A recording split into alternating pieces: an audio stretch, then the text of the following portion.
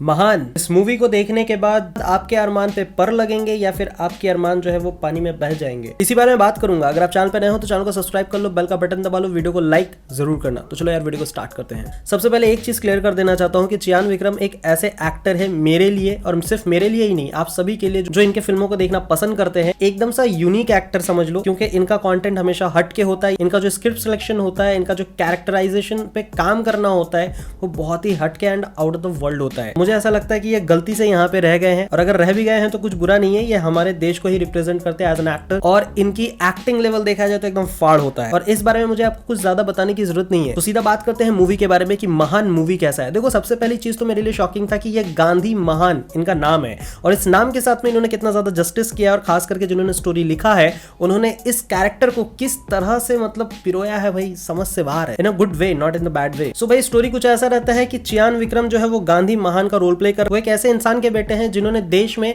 Liquor को बंद कराने के लिए आंदोलन किया था, और उसके बाद से जो है कुछ हरकतें बचपन में जैसे सभी करते हैं, गलत हरकतें जो कि माँ बाप द्वारा पकड़े जाते हैं, और उसके बाद से समझाया जाता है, उसको सही तरह से ट्रेन किया जाता है। तो कुछ ऐसे ही उनके दिमाग में डाला जाता है कि देखो बॉस, तुम जो भी कर रहे हो वो गलत है, और लाइफ में जब भी तुम रहोगे तो एक महान इंसान जैसा होता है, एक महात्मा जैसा होता है, बिल्कुल वैसे ही रहोगे, और गांधी के नाम को तुम जस्टिस जरूर दिलाओगे। इस सोच के साथ में उनकी लाइफ स्टार्ट हो रही होती है, और सीधा कहानी जो है आके जंप मारती है अप्रॉक्स 1996, और वहां पे दिखाया जाता है कि ये शादीशुदा है, एक चिड़चिड़ी सी बीवी है, साथ में एक प्यारा सा बच्चा है, और इनके साथ में जो ये अपनी जिंदगी जैसे तैसे बसर कर रहे होते हैं। पर अपने सपनों में देखते हैं कि ये बहुत बड़े किंग है, बहुत बड़े किंग साइज लाइफ जी रहे हैं, और लोगों को एकदम धमाकेदार तरीके से धो रहे हैं, लेकिन ये सिर्फ सपना होता है। कहानी में ट्विस्ट तब आता है जब इनकी वाइफ जो है इनकी एक हरकत पे जो है काफी ज्यादा ओवर रिएक्ट कर देती है। मतलब ये दारू पी करके आ गए, इनके घर पे गांधी जी का पुतला भी है, उनके सामने में जाकर के जो भी गलती ये करते हैं, लेट करके, मतलब पूरा लेट करके नमस्कार करके जो है माफी मांगते हैं, और इस चीज को जो है इनकी बीवी जबरदस्ती करवाती भी है, और ये दिल से भी करते हैं। यहाँ तक कि ये जिस जगह पे पढ़ा रहे होते हैं वहां के लोग भी जो है इनको एकदम गांधी के नजर से देख रहे होते हैं, एक महान इंसान की नजर से देख रहे होते हैं, लेकिन इनकी अंतरात्मा जो है कुछ और ही कह रही होती है। इनकी वाइफ के साथ में रिलेशन का एक सिचुएशन ऐसा आता है कि भाई वहां से जो है दोनों के बीच में ब्रेकेज आ जाता है। वाइफ जो अपने बच्चे के साथ निकल जाती है, और उसके बाद से ये घुसते हैं लिकर इंडस्ट्री में, और वहां पे घुसने के बाद से ये अपने एक दबदबा जमाना चाहते हैं। अब वो किस तरह से जमाते हैं, कैसे करते हैं, वो आपको देखना पड़ेगा, and trust me that was amazing. मुझे देखने में काफी मजा आया, लेकिन सिर्फ उस जगह पे जहां जहां पे चियान विक्रम अपने चेहरे के साथ में थे। देखो, इसके पीछे के कई रीजन हो सकते हैं। उसका पहला रीजन ये है कि भाई ये हमारे मेन लैंग्वेज में देखने को नहीं मिल रहा है, हमें एडजस्ट करना पड़ा सबटाइटल के साथ में, तो हो सकता है कि हम उतना ज्यादा एंगेज ना हो पाए, और चिया विक्रम के फैन होने की वजह से उनके प्रेजेंस के वक्त में जो हम अपना पूरा फोकस रख करके उस मूवी को देख रहे होते हैं। सो ये अपना सिंडिकेट अच्छे से चला रहे होते हैं, एकदम धांसू तरीके से चल भी रहा होता है। इनके सामने में कई सारे चैलेंजेस आते हैं कि हर इलीगल धंधे में आता है, और उनको टैकल करने का तरीका इनके स्टाइल में दिखाया गया है। लेकिन कहानी में ट्विस्ट तब आती है जब विक्रम के बेटे आ जाते हैं। इनका बेटा, जिसको इनकी बीवी लेकर के काफी साल पहले जा चुकी होती है, उसकी एंट्री जब होती है तो ऐसा लगता है एक मास हीरो ने एंट्री मारी है, और अगर ये थिएटर पे होता तो लोग सीटियां और तालियों से